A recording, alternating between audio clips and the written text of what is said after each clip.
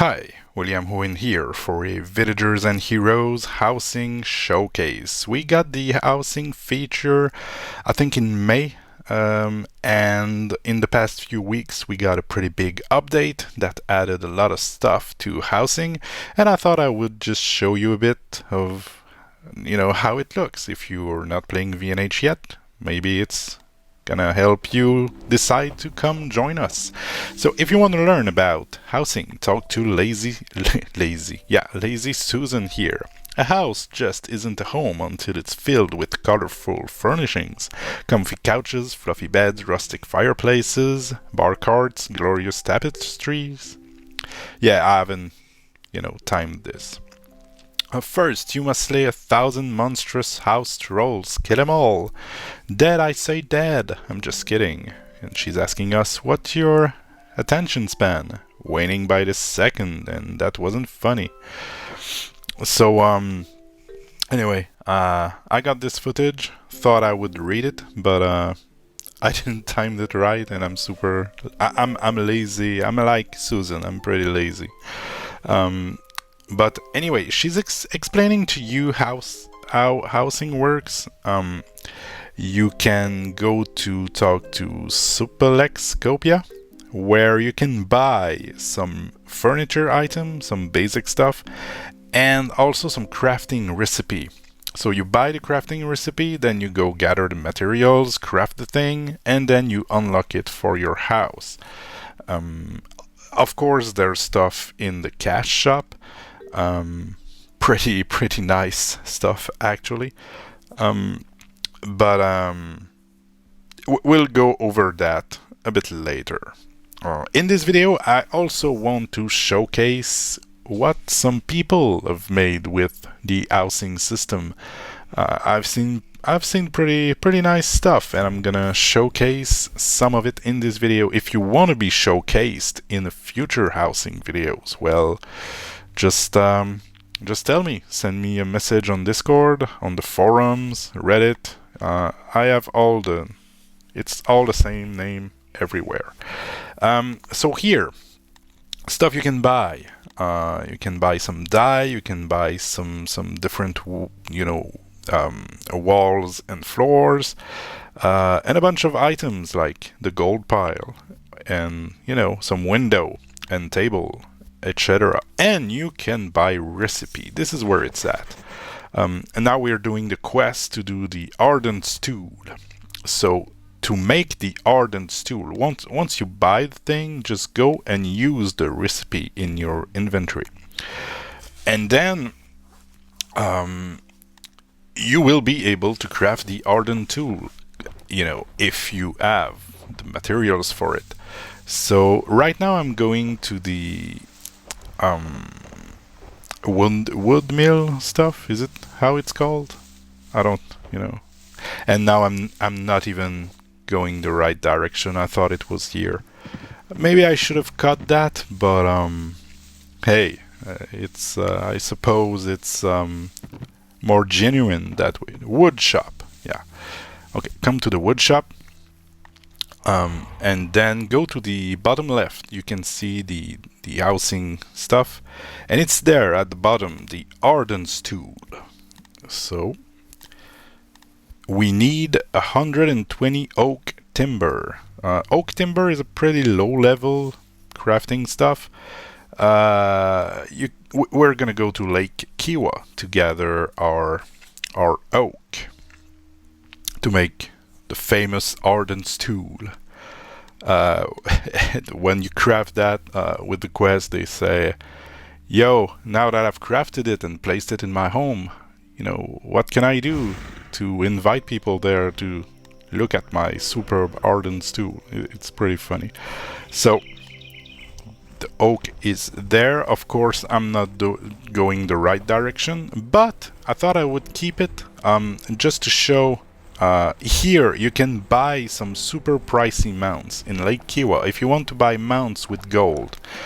Really cool horses. Come to Lake Kiwa, but I'm warning you, it's pretty expensive.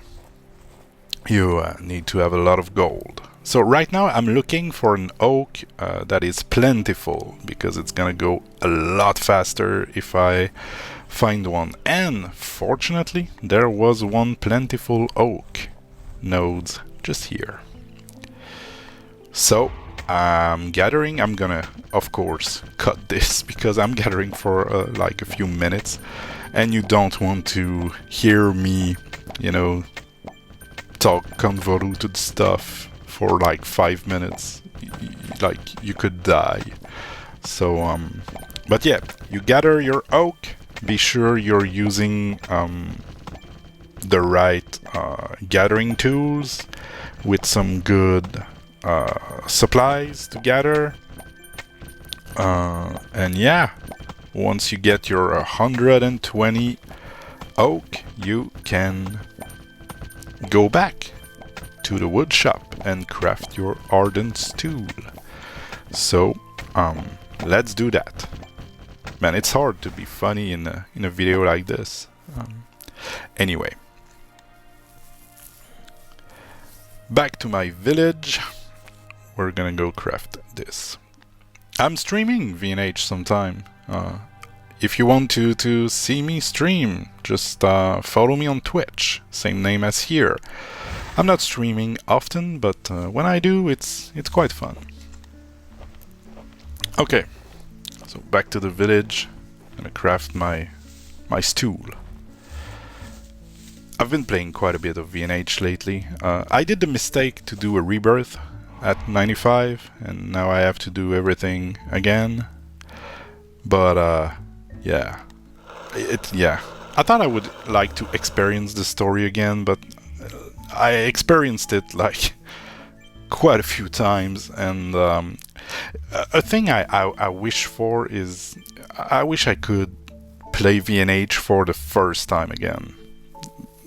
That's for sure, but I can't. And I thought that after like a year not doing the starter quest stuff, I would be like super into it. But in the end, I'm just, you know, looking forward to be 95 again. Although Derry came to help me in a stream I did where I was lost in the depth, and it was quite fun actually. So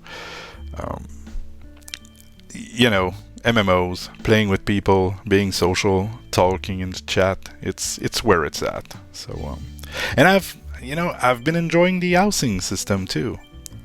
It's making me go places, gather some stuff, and craft some other stuff. So anyway, I've got some time here. Now you can craft your ardent tool. Once you craft it, you have to use it from your inventory, and it's gonna go to your... You can see it in your inventory. It's like a separate stash where everything housing related will be there once you are in your house and you're, you know, working on your stuff. So I'm coming back, talk to Lazy Susan. Lazy. I always want to say Lady Susan. I think that's kind of the joke. And now she's explaining you that once you use it, it's gonna vanish from your inventory, but it's going into a special box of house items that you can view once inside your house. Pretty much what I just said. And then we say, I want my friends to come inside my house and see my new ardent tool, but how do I do that? You just have to go to your village menu, and you know, I think by default everything is enabled, but you can say, oh, I only want friends to be able to enter my house, or I want only to have my guildmate enter my house, or nobody. There's a bunch of houses in my village. I tried to visit a few, and there's a bunch that you just can't go in. It's you have to scroll at the right, you know, where's there the population and stuff. It's kind of shameful, but couldn't find it the first time, so you just have to scroll here, and you can see William Owen house, my house, and then you can enable or disable who you want in your house. You can also rename your house, so you can give a name to your house. I haven't come up with anything yet, but some people have come up with pretty neat names for their houses. I encourage you to go into village and into villages and visit. Try to enter people's house. Don't be a creep. But so here's my house right now. So I've bought a ton of stuff in the recent sale from the cash shop. So and now I'm placing my Arden stool. So here it is, my fabulous Arden stool. So here I have my my couch, my bench, just right by the fire. Oh, and that's it. That's my house. Okay, so Selenia's house. She whispered me. I asked in World Chat saying, "Hey, anybody did something cool with their house?" And she whispered me and say, "Hey, you can come visit." And I did. And I really like what she did with the walls. You can create different rooms in your house with walls. You can buy walls, and here the banner. It's quite. It can be quite grindy to get that banner. You have to get quite a few stuff. I like the couches. And here I thought I was getting into a 50 Shades of Grey type of room, but in the end it's just a bedroom. It's pretty neat, pretty cozy. I like what Selenia, and I say she, I don't know. I like what they did with their house. So good job. It's quite pretty, quite cozy, and I like the uses of the walls. Most people that I've visited didn't use the walls, and apart from one place that we're gonna see pretty soon, that is, well, we're gonna see it at the end of the video, but it's kind of crazy. But here it is, Selenia's house. Very nice. So the next one I visited is the house of Ishan on EU1, the House of Chaos. And Ishan really made a point to worship Madoc. So he did put a lot of time and gold into this project, but he did it. He did his shrine with the tapestry of Madoc and the altar and everything. A lot of work has been put into this. Work and resources. So yeah, I like it. I like it. A lot of booze because it's fun. So yeah, and seriously, I'm not sure who designed the altar, but it's fantastic. I think it looks really nice. I did buy it during the last sale for my house. Just don't know where to put it yet. But yeah, with the tapestry are super nice. There's a bunch of them. There's the dragon one that I really like. There's the four oh man, the legendary four. There's a tapestry of that is pretty nice. We're gonna see it later. Okay, so Fire Fart Cloud. It's actually a name. It's one of the names of all time. But it's I'm just trying to find. It's Grey Fire from Discord. But it's pretty nice. A lot of potions, a lot of alchemy stuff in this house. And you can see every houses are quite different.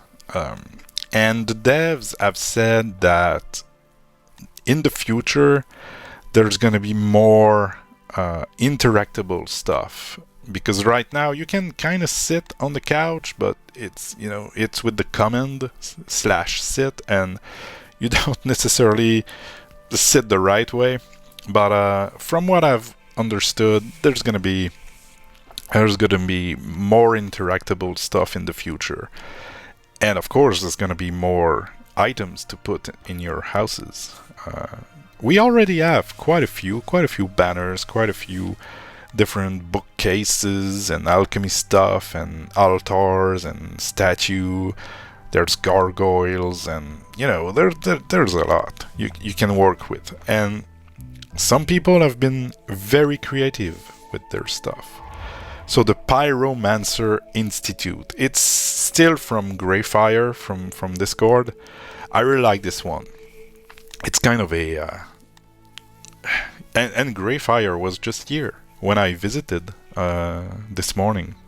It was pretty cool to see the author of the thing, and yeah, it's kind of a church where I believe people are taught the way of the Pyromancer, and it's pretty cool. Once you can sit on those chairs, there could be some funny stuff happening here. And fun fact, you do what you want with this information, but once you're in your house, if you speak in local chat, only people in your house will be able to see what you wrote. So there it is. I tested it. So anyway, really like the dragon tapestry that we just saw. It's pretty nice. And then the last one, the Emerald House of Knowledge, still from Greyfire. So here I suppose people are doing some meetings to share stuff about what they learned about, the Seven Realms, probably.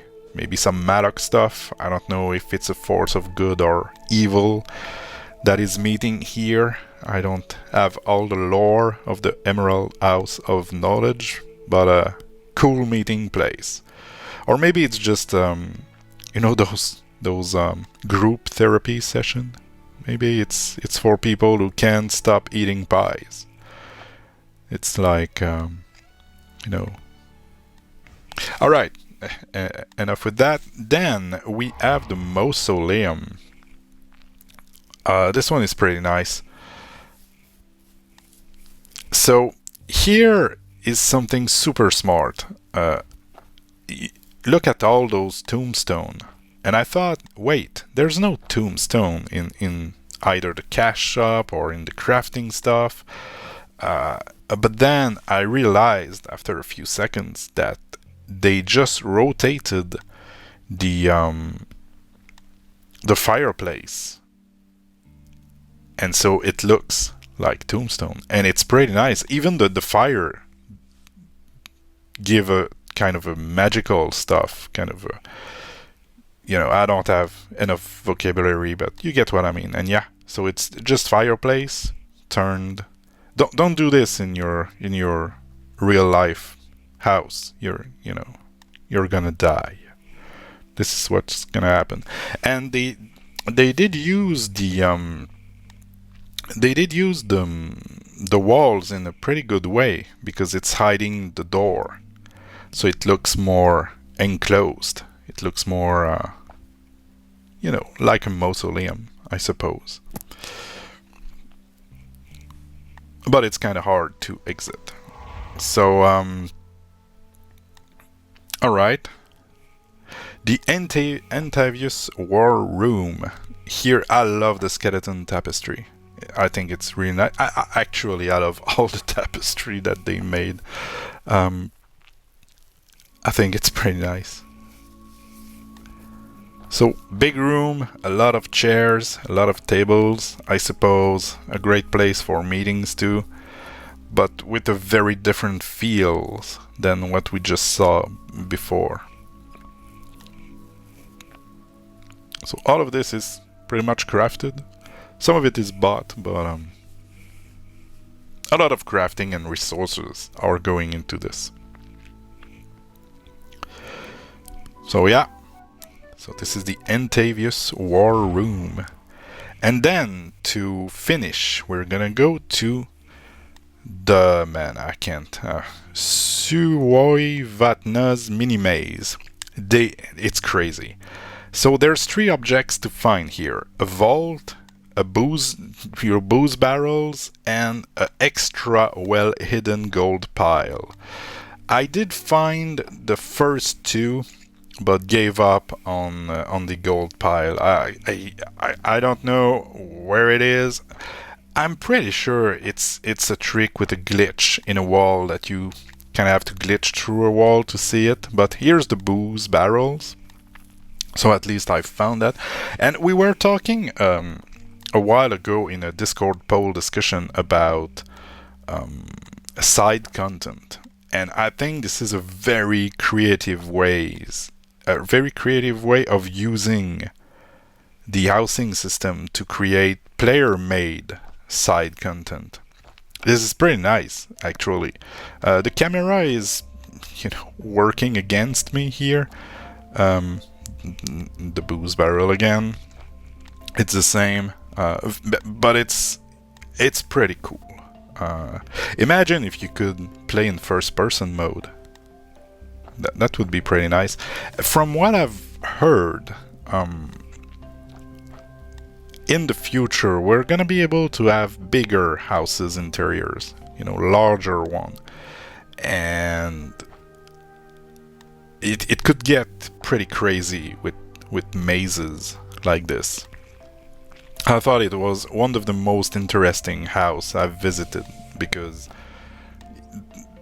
there's actually something to do in it, not just visit, and it's not to remove anything from anybody. All the houses we've seen here are pretty nice, all in their own ways, but this one is very special because it's kind of a mini game, and I think it's pretty smart. I would not have thought that it was possible to do it because the housing interiors right now are not that large. I would never have thought of doing a maze. And here's the vault. I found two at least.